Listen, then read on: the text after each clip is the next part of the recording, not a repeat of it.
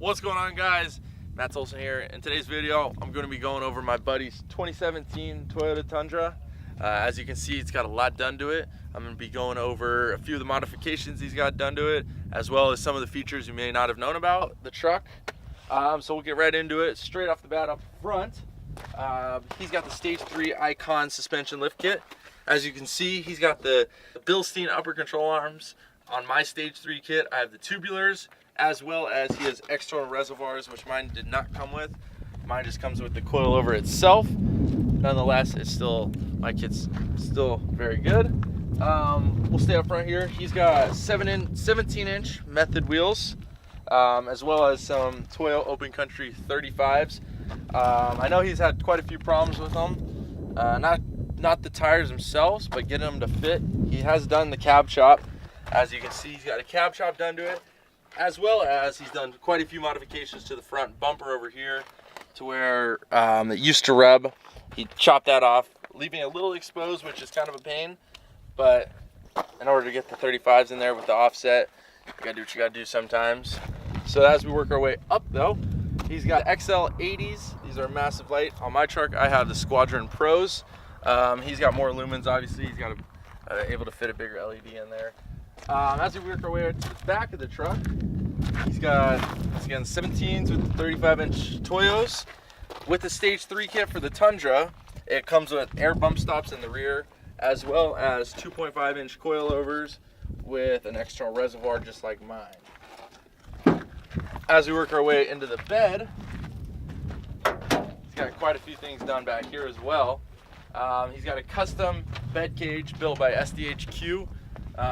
He's able to get 2 gas cans, the jack stand, and then 2 full-size spares in the rear, just like a pre-runner. One of the problems he's had with this is it does make a good amount of noise here in the rear.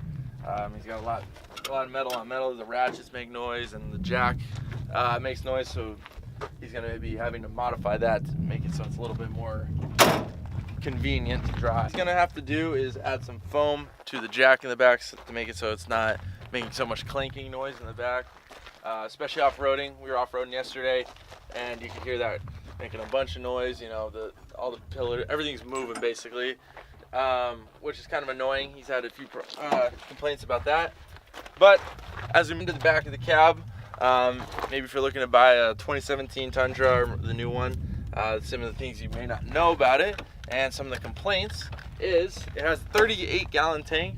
So in order for that to fit, it has to come up into the cab, and so it creates a level up below the seat to where in my truck, or actually in my truck it's blocked off, but in other trucks you're able to fit more stuff under there. But as you can see, he's only able to fit a small tool bag and some jumper cables. And so in my Tacoma, to make up for not having any storage under the seat. What? Bro, what are you talking about, man? There is storage behind the seats, but in the Tundras, you're actually unable to fold the seats forward. In order to put anything behind the seats, you'd have to take the seats completely off, which is a big problem, especially, I mean, if you want to keep jacks, jumper cables, anything of that nature, or tools inside your truck and not in the bed, you really don't have anywhere to hide it. There's nowhere to put it. You can't put it under the seat unless it's super thin, and you can't put it behind the seat unless you want to take the seats off every time you need to get to your jumper cables or anything that you're putting behind there, which is a big problem, especially for a big truck like this. Storage, you want to have storage. But that brings us into the front of the truck, which is very spacious, very clean. They didn't update it very much from the old ones. It's pretty simple. You know, you got your gauges up there. Everything is similar to the new Tacomas, but it's not quite as clean as the new Tacomas. You know, you got basically the same controls, the same thing. They cleaned it up a little bit. Shifters and stuff are still the same. But one of the features you may not know about is over here on the left side of the steering wheel. So when you have either a lifted truck or even just a normal truck, it squats in the rear end unless you put heavier springs back there. So a cool feature they came up with is, so basically on 0, that is just how your headlights sit normally. But when your car squats down, the front end is going to go up higher. So in order to keep your headlights down and still shining on the road how you want them.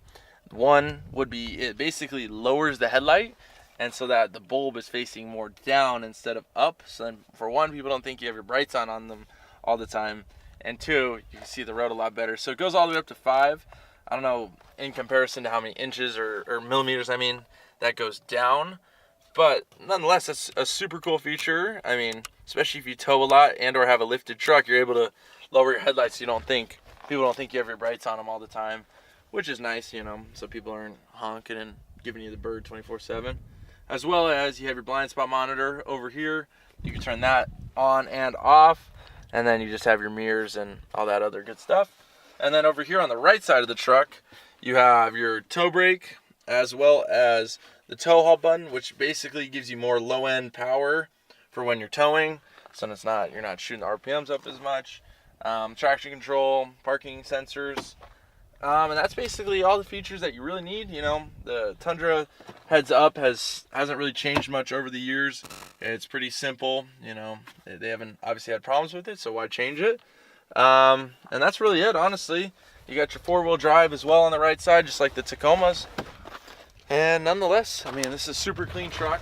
It's got its downs, but it's definitely come a lot since the old Tundras, as well as the Tacomas coming up to the new Tacomas. But let me know what you guys think of it. He's done a lot to it. He's got a lot more planned for it. A few things up front to do and other stuff like that. But as always, like the video, hit the subscribe button, and I'll see you guys in the next video.